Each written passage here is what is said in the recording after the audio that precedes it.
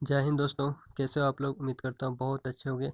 दोस्तों, जैसा कि आप सभी को पता है कि अभी एसएससी जीडी का एग्ज़ाम चल रहा है और हम आज के एग्ज़ाम में जीके जीएस का जितना भी क्वेश्चन यानी कि फर्स्ट शिफ्ट, सेकंड शिफ्ट और थर्ड शिफ्ट में जितना भी क्वेश्चन आया है, मतलब कि मुझे जितना भी क्वेश्चन मिल पाया अपने सब्सक्राइबरों के द्वारा, जिन लोगों ने मुझे क्वेश्चन सेंड किया है उनके द्वारा, वो सभी क्वेश्चन हम इस वीडियो में डिस्कस करते हैं। तो चलिए दोस्तों, ज़्यादा समय वेस्ट ना करते हुए सीधा इस वीडियो को शुरू करते हैं। तो पहला क्वेश्चन है, उसमें पूछा जा रहा है कि भूटान की राजधानी क्या है। यहाँ आपको बताना है दोस्तों कि भूटान की राजधानी क्या है। किसकी? तो भूटान की राजधानी क्या है। तो दोस्तों, इसका सही आंसर हो जाएगा थिम्पू। क्या? तो भूटान की राजधानी होगा थिम्पू।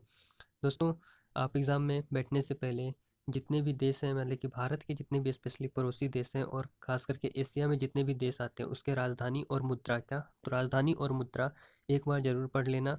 अगर आज के क्वेश्चन में आपको राजधानी पूछा है तो हो सकता है, यानी 17 तारीख के एग्ज़ाम में पक्का है कि आपका किसी न किसी देश का मुद्रा या फिर राजधानी ज़रूर पूछेगा, तो इसे आप एक बार ज़रूर देख लेना।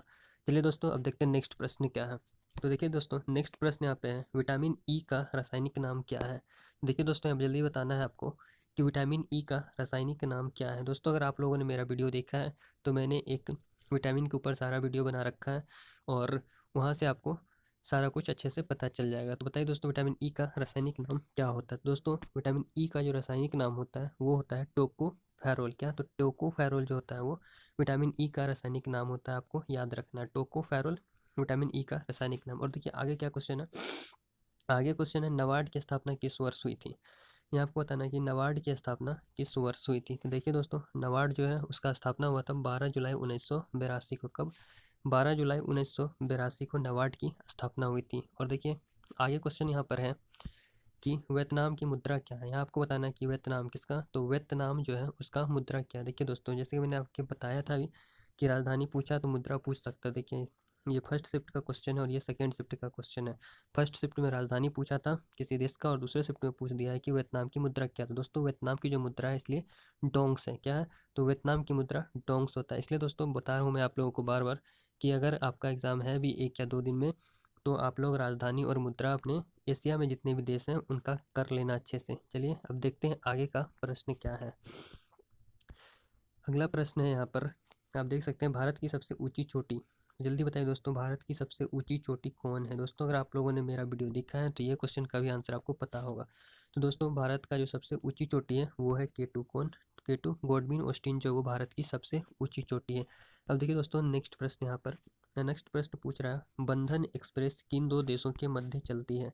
यहाँ आपको बताना है कि बंधन एक्सप्रेस जो है, कौन सा एक्सप्रेस, बंधन एक्सप्रेस एक ट्रेन है, वो कौन से दो देशों के मध्य चलती है। तो देखिए दोस्तों, भारत और बांग्लादेश। किसका? तो भारत और बांग्लादेश के मध्य में चलता है बंधन एक्सप्रेस। कौन? तो बंधन एक्सप्रेस जो है वो भारत और बांग्लादेश के मध्य चलता है, ये आपको याद रखना है। और नेक्स्ट क्वेश्चन देखिए दोस्तों, यहाँ पूछ रहा है, इसरो की स्थापना कब हुई थी। तो जल्दी बताइए दोस्तों, इसरो की स्थापना कब हुई थी। किसका? तो इसरो का स्थापना कब हुआ था। तो इसरो का स्थापना 1969 में हुआ था। इसका मुख्यालय पूछ देगा, तो इसका मुख्यालय कहाँ पे है, तो बंगलोर में। किसका? इसरो का मुख्यालय बैंगलोर में है और इसका स्थापना 1969 में हुआ था। नेक्स्ट क्वेश्चन यहाँ पे है दोस्तों, संघ सूची में कितने विषय हैं। यहाँ आपको बताना है कि संघ सूची किसमें, ध्यान रखिएगा, संघ सूची में कितने विषय हैं। तो देखिए दोस्तों, संघ सूची में जो होता है ना, टोटल 100 विषय हैं। कितने विषय हैं?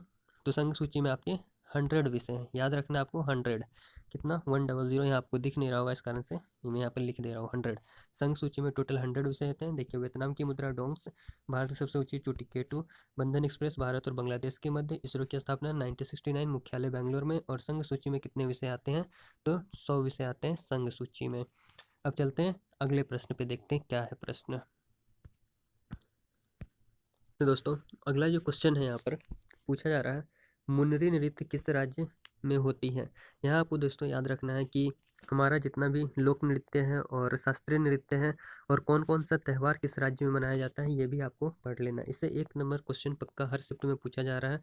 तो यहाँ पे पूछा गया है कि मुनरी नृत्य किस राज्य से, तो ओडिशा से संबंधित है। कौन? तो मुनरी नृत्य किससे, तो आपका ओडिशा से संबंध है मुनरी नृत्य। याद रखना आपको किससे, इसलिए मैं बार बार बता रहा हूँ आपको कि आपको लोक नृत्य और जितने भी हमारे लोक नृत्य हो गया और शास्त्रीय नृत्य जितने भी हैं वो आपको पढ़ लेना है, और जितने भी हमारे त्यौहार जिस जिस राज्य में मनाए जाते हैं वो पढ़ लेना है। अब देखिए आगे क्वेश्चन है, अमरावती टाइगर रिजर्व कहाँ स्थित है। यहाँ आपको बताना है कि अमरावती टाइगर रिजर्व कहाँ पे स्थित है।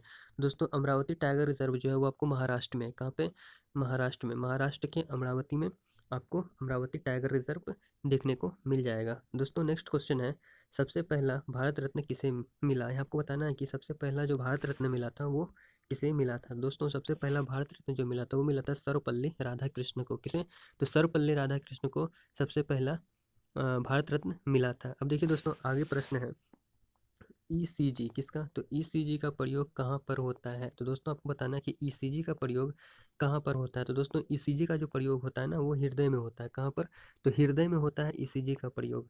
ठीक है, हृदय में होता है ईसीजी का प्रयोग। चलिए दोस्तों अब नेक्स्ट प्रश्न आपको देख रहा होगा कि विश्व फेफड़ा दिवस, यहाँ आपको बताना है कि विश्व फेफड़ा दिवस कब मनाया जाता है। कौन सा दिवस, तो विश्व फेफड़ा दिवस तो 4 तारीख को, 4 फरवरी को विश्व फेफड़ा दिवस के रूप में हम लोग मनाते हैं। विश्व फेफड़ा दिवस के रूप में 4 फरवरी को हम लोग मनाते हैं। अब देखिए नेक्स्ट प्रश्न क्या है।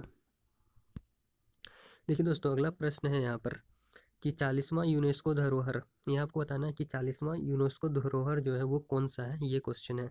कौन सा, तो 40वां यूनेस्को धरोहर कौन सा है। तो दोस्तों 40वां यूनेस्को धरोहर जो है वो धोलावीरा है। कौन सा, धोलावीरा, और कहाँ पे है, गुजरात में है। धोलावीरा गुजरात में है और ये यूनेस्को का 40वां धरोहर के रूप में शामिल हो चुका है, याद रखना है आपको। दोस्तों नेक्स्ट क्वेश्चन है, वर्तमान में मुख्य न्यायाधीश कौन है।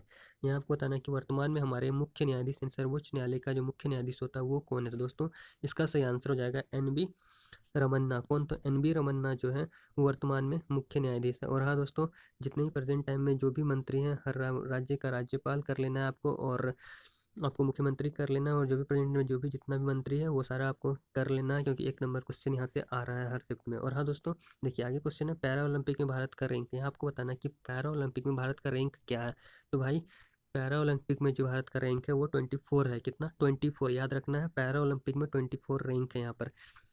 देखिए दोस्तों संघ भाषा किस अनुच्छेद में है, यहाँ आपको बताना है कि संघ भाषा जो है वो किस अनुच्छेद में आता है। तो दोस्तों संघ भाषा जो है वो आपका अनुच्छेद 343, किसना, 343 में देखने को मिल जाएगा संघ भाषा, याद रखना है, संघ भाषा 343 में। आपको दोस्तों जितना भी आर्टिकल है और जितना भी भाग है, और ठीक ना, ये अच्छे से कर लेना है, इससे एक क्वेश्चन आपको पक्का देखने को मिलेगा। आर्टिकल और जितना भी भाग है वो, और मौलिक कर्तव्य अच्छे से देख के जाना, किस अनुच्छेद में कितना मौलिक अधिकार आ रहा है ये आपको देख के जाना है। ठीक है दोस्तों, और देखिए दोस्तों ये हमारा आज का लास्ट प्रश्न है। आज मुझे इतना ही प्रश्न कलेक्ट हो पाया, थोड़ा सा मैं आज बिजी भी था। और आपको ही पता है कि मेरा अभी 29 तारीख को एग्ज़ाम है। एग्ज़ाम के बाद में 30 तारीख से आप लोगों को हर शिफ्ट का तुरंत क्वेश्चन दे दूंगा। लेकिन 29 तारीख तक थोड़ा सा आप लोगों को भी पेशेंस रखना होगा, क्योंकि मेरा भी एग्ज़ाम है, मुझे भी खुद पढ़ना पड़ता है। इस कारण से मैं थोड़ा सा लेट आपको वीडियो प्रोवाइड करता हूँ। लेकिन हाँ, जो वीडियो मेरे द्वारा आपको दिया जा रहा वो एकदम एग्ज़ाम में पूछा हुआ क्वेश्चन है, बिना कोई डाउट के आप इसे देख सकते हो। चलिए दोस्तों देख लीजिए, सेकंड लास्ट क्वेश्चन है, ओजोन परत में छिद्र का कारण है। यहाँ आपको बताना कि ओजोन परत में जो छिद्र होता है उसका मुख्य कारण क्या है। तो दोस्तों ओजोन परत में छिद्र होता है ना, उसका मुख्य कारण होता है CFC।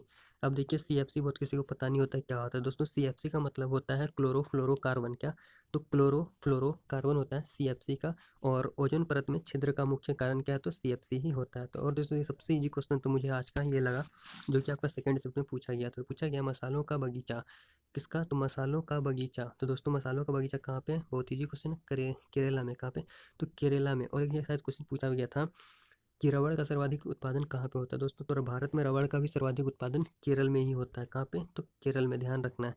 तो दोस्तों उम्मीद करता हूँ कि आपको ये जितने भी क्वेश्चन मिले होंगे आज के एग्ज़ाम में आए हैं अच्छे लगे होंगे। अगर ना भी लगे तो दोस्तों मैं क्या कर सकता हूँ, मुझे जितना भी क्वेश्चन मिला मैं आपके सामने रखा हूँ। और उम्मीद करता हूँ आप लोग 29 तारीख तक वेस्ट कीजिए। 29 को मेरा एग्ज़ाम है, उसके बाद मैं आपको जैसे एग्ज़ाम खत्म होगा सारा का सारा क्वेश्चन शिफ्ट बाय शिफ्ट दूंगा। लेकिन 29 तारीख तक आपको थोड़ा सा इंतज़ार करना होगा, सब्र रखना होगा। तो चलिए दोस्तों अब मिलते हैं अपने नेक्स्ट वीडियो में, यानी कि कल रात को मिलते हैं 8 या 9 बजे के आसपास मैं आपको वीडियो दे दूंगा। यानी कि कल आज जितने भी एग्ज़ाम में आएंगे 17 तारीख के जितने भी क्वेश्चन आपको आए हुए हैं वो सारा आपको मिल जाएगा रात को 8 या 9 बजे तक। आप वीडियो देख लेना और अंदाज़ा लगा लेना अगर आपको 18 तारीख को एग्ज़ाम है तो कहाँ कहाँ से क्वेश्चन आ रहा है। चलिए दोस्तों मिलते हैं अब नेक्स्ट वीडियो में, तब तक के लिए जय हिंद, Vande Mataram, best of luck for your exam.